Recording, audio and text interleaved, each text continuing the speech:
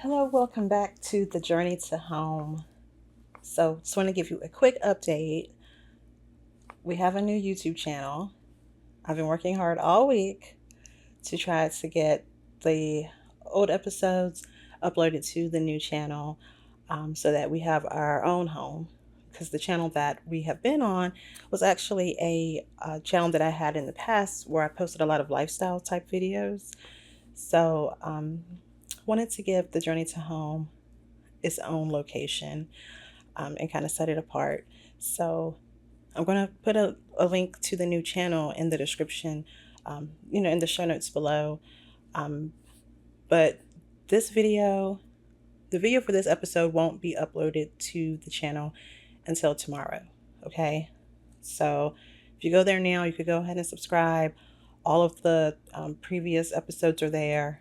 And of course, we're still on Apple Podcasts, Spotify, iHeartRadio, and Amazon or Audible. Okay, so audio is still good, just giving us a separate YouTube channel. Since I'm finally in a place where I feel like I can focus on, like I have a better balance between, I have a better work-life balance basically. And I'm ready to kind of give the podcast the attention it deserves because I know that as far as marketing, it has been pretty non-existent, if I'm being honest. But I really do enjoy this podcast, and it's been a really great outlet for me. Love sharing all this information. So I think I'm ready to go ahead and give it all the love that it truly deserves. Okay. And if you are watching this on video, by the way, I'm using natural light, and the sun is just it's one of those days. The clouds are just it's a lot happening. So if you see changes in the exposure, it's just one of those days. All right. So let's get into today's episode. All right. We're talking about something that buyers sometimes overlook, of course, which is how to choose a home that won't be difficult to sell later. And I know what you might be thinking, you're just trying to buy your first home. You're not thinking about selling a home, right? Of course, that makes sense, but the truth is that life happens. Okay, sometimes you may find yourself in a situation where you have to relocate for a job. Your family may grow. You never know. Um, Maybe your priorities will just change and what you want will change. You never know how things will unfold. Okay, so um, any of us can find ourselves in a position where you have to sell long before you want to. So the last thing you want to happen if you do need to sell quickly is to be stuck with a home that buyers are hesitant to purchase. So in this episode, I'm going to walk you through some common red flags that can make a home difficult to sell and how you can avoid them when you're buying a home. All right. And I'll also share some key things to do as a homeowner to maintain your home's value. All right. To make sure that it is easier to sell when the time comes or if the time comes. All right. So, first of all, let me just ask you this question. Have you ever walked into a home and immediately thought, I never would buy that? I would never buy this home. All right. I want to know, what was it about the home that just totally turned you off and just made you like, this is a no way. Send me a direct message on social, or you can email me, or if you're on YouTube, leave it in the comments because I want to know. All right. But let's go ahead and get started. We're going to start with factors that make a home hard to sell. For one, location challenges, because location plays a major role in real estate. And, some locations make selling a home harder than others.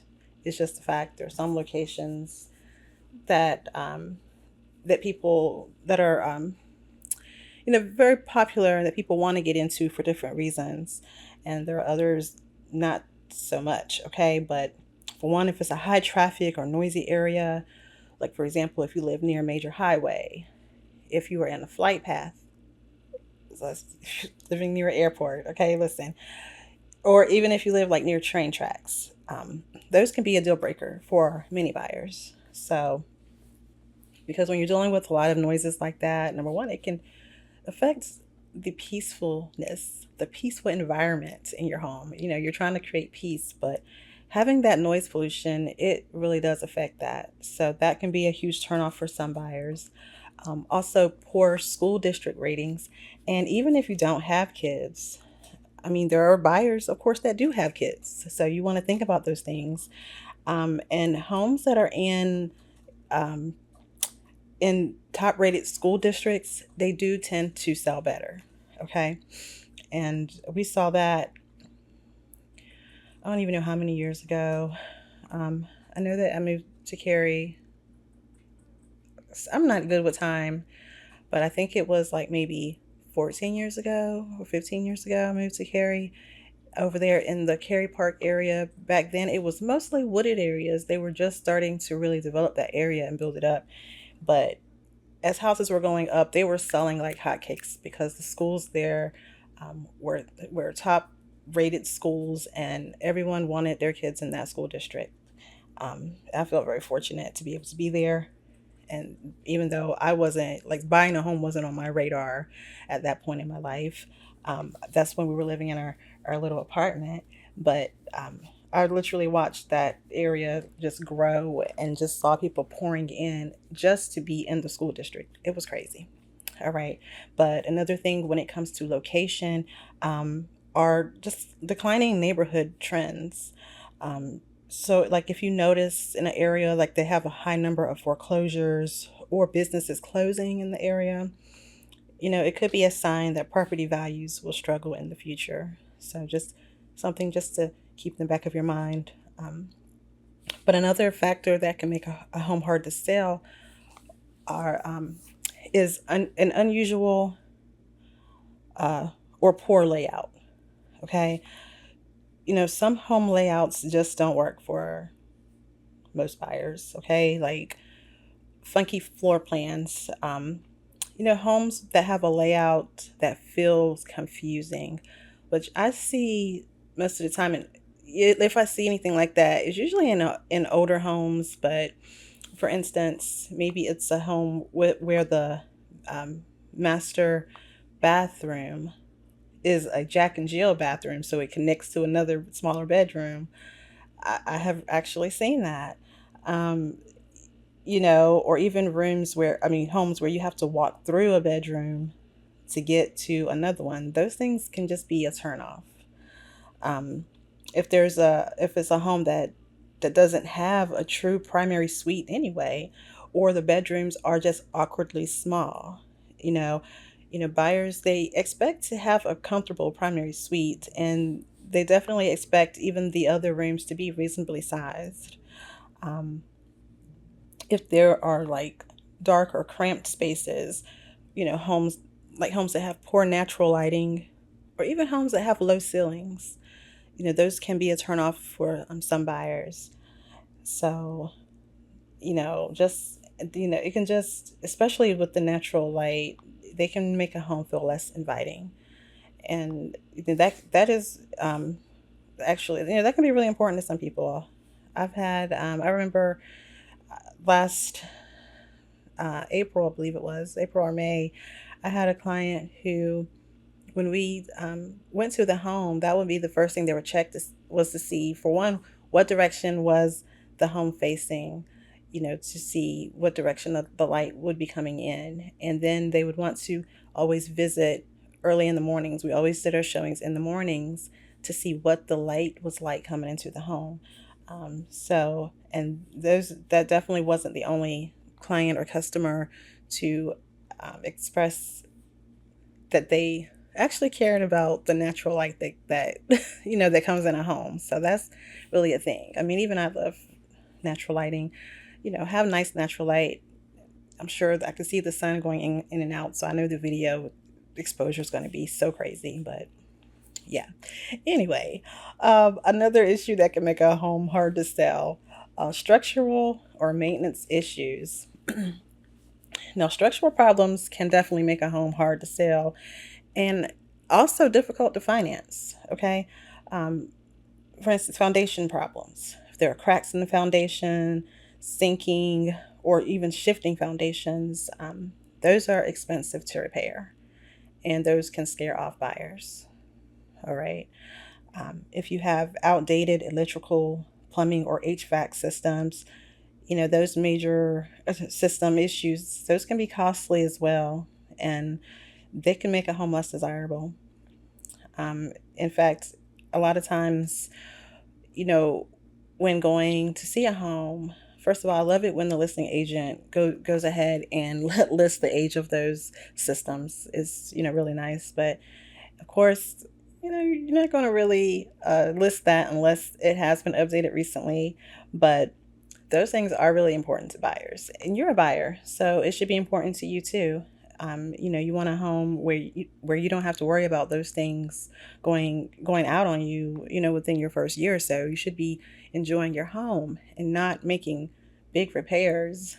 You know, within your first few years there. But another thing when it comes to structural and maintenance issues are DIY or unpermitted renovations. Okay, work that has been done without the proper permits, work that has been done by without the help of a professional, without the expertise of a professional. Things like that, they can really lead to safety concerns, but also resale problems. All right. Now, another issue that can make a home hard to sell. This is issue number 4: overly personalized or niche features. Okay. Now, a home should definitely reflect your personality. It's your home. It should be comfortable for you. But going too far with the customization can limit its appeal. Okay. So, one thing, when you have like extreme decor choices, like bold paint colors, unique wallpaper. I'm going to say unique. Outdated, basically. Outdated wallpaper. Or even heavily themed rooms. Those may require the buyer to need to budget for renovations. So they may be less willing to purchase things like that. Um, so just keep those things in mind. All right. Also, things like converted garages or missing bedrooms.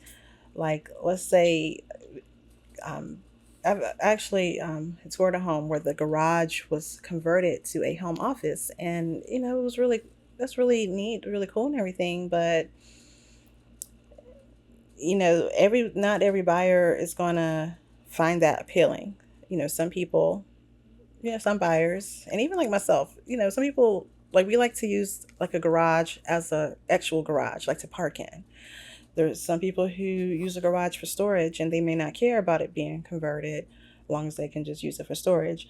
Um, so those things, could be, it could be a downside for future home buyers. Okay. Even though they may work for you, it may not work for everyone. Um, Also, over improving your home for the neighborhood. For example, like adding high end finishes in a neighborhood where homes are more basic, they may not provide a good return on your investment. I know that it sounds like it makes sense. You make these extravagant upgrades, but your house is the only one in the neighborhood who has those upgrades. But the thing is that you may not get the return that you put into that, because for one, when you're determining home value, a lot of that is based on what has sold in the area recently. And so, and even when it comes to appraisals, I mean, that's what they're looking at. That's what they're basing your appraisal on. And some of the little like luxury upgrades really don't, they're, you have to understand what the trade-off is. Those are good if you just want to make the house more comfortable for you, but you have to know that when it comes to selling the home, they aren't necessarily they don't add to the value of your home. Okay. Um, but, you know, there are things that do. and we'll talk about those in just a second. All right. So these overly personalized or niche features, one of the things that I find when it comes to these types of things is that they just kind of put us in a position where you have to find a unique buyer, like someone who specifically likes those things or will value those things, and that can cause a home to sell on the market, to sell on the market longer. So definitely not as quick of a sale as you might would want. If you heard that squeak, is one of my guinea pigs. I have four, in case you didn't know.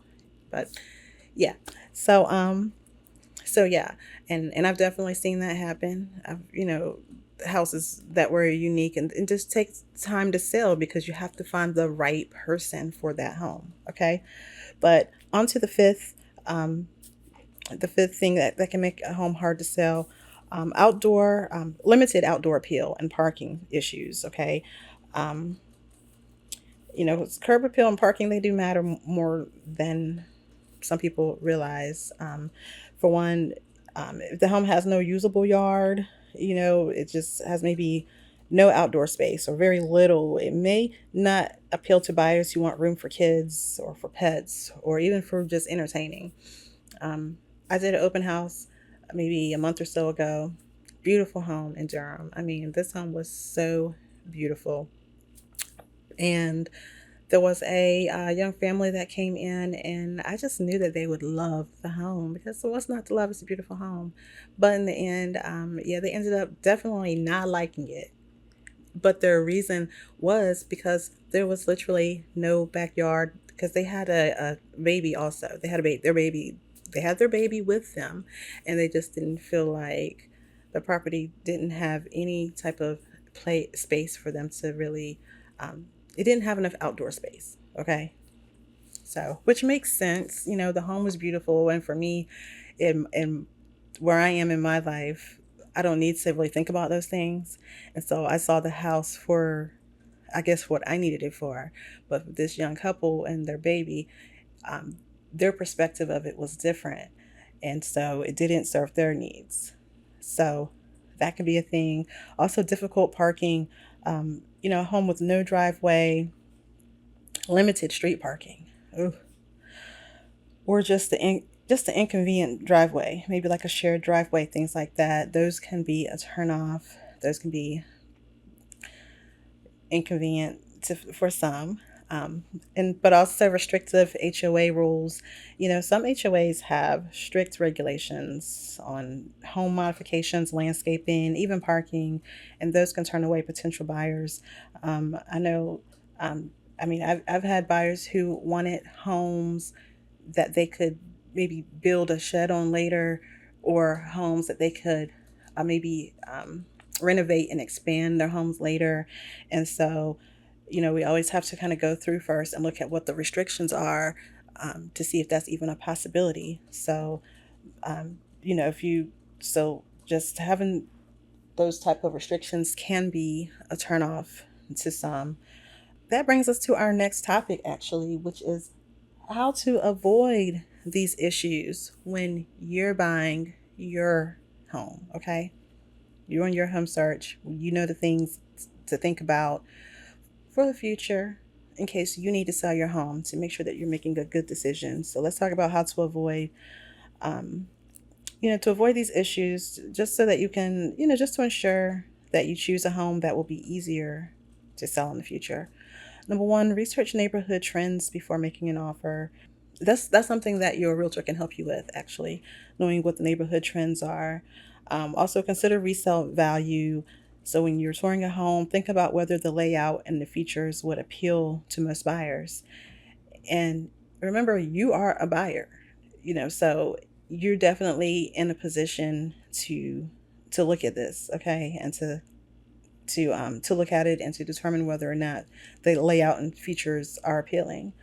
Um, get a thorough home inspection, because a home inspection, it can definitely let you know some red flags, and don't ignore those red flags.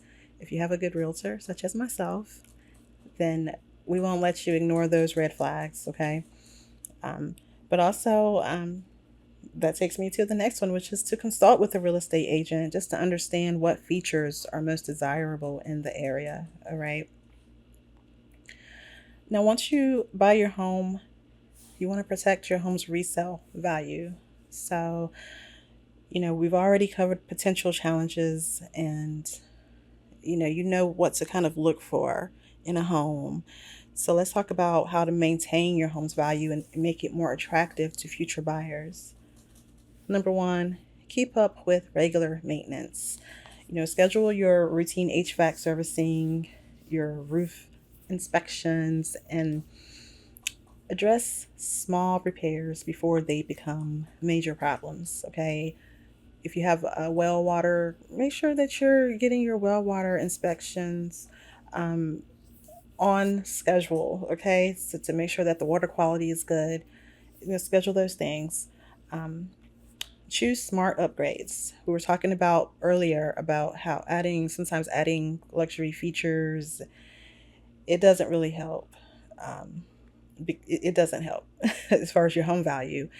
But if you're going to renovate um, or upgrade, focus on renovations that add long-term value, such as your kitchen and bathroom updates. Those are where you're going to see added value. Okay. Now you can get those highly specific customizations. We talked about that, but like I said, just know the trade-off. There's nothing wrong with making those type of upgrades for your own comfort because it's your home. But just know that they're not going to add any value to the home. All right. Enhanced curb appeal. Make sure that your exterior, like don't neglect the exterior of your home. Make sure that, hey, that you get a fresh coat of paint when it's needed. Make sure the landscape is well maintained. Hopefully you'll have an HOA that'll take care of some of that for you. But, just make sure that it's well landscaped and that even your home just has a clean, inviting entryway. Because, this is your first impression. All right. Like as far as and your driveway, try to not to have a lot of clutter and things like that. So yeah. um, Stay aware of market trends. So just pay attention to what buyers are looking for in your area so that you can make strategic updates over time. And then finally, keep a record of your improvements. Having documentation of your upgrades and your maintenance, it helps to reassure buyers about the home's condition. So when you're getting your permits, because some renovations require permits, make sure that you keep a record of those things so that when you're ready to sell, buyers are going to want to know if some of the work that needs to be permitted is permitted. So instead of having to go and find out, and just keep a record, stay organized, keep a record of those improvements. All right. So we covered a lot today. Um, but the key takeaway is that when you're buying a home, look beyond the present, okay? Because even if you don't plan to sell anytime soon, just choosing a home with good resale potential, it will save you a lot of stress in the long run, okay? So, listen, if you have a friend who's also in the market for a home, make sure that you share this episode with them so that they can make smart decisions about their home as well. And if you are in the Triangle area and you need a reliable, knowledgeable, trustworthy realtor to help guide you through the home buying process, I want to invite you to sign up for one of my future homeowner strategy sessions. The link to my calendar is in the show notes below, and we'll have a quick 15 to 20 minute meeting, talk about what you're looking for, what your needs are, and also we'll make sure that you are actually prepared so that you can get the home that you want. And if you're not quite ready, no problem. We'll make a plan, okay? We'll make a plan. I'll be your accountability partner, and we'll make sure that you get to actually live your dream of becoming a homeowner, okay? It will make it into your reality. What questions do you have about the home buying journey? Send me a message, and your question could be the topic of my next episode. Thank you so much for listening. If you got anything out of this episode, Make sure that you leave me a review if you haven't already. Make sure you're following and share the podcast with a friend. Until next time, stay mindful, stay inspired. Happy home hunting.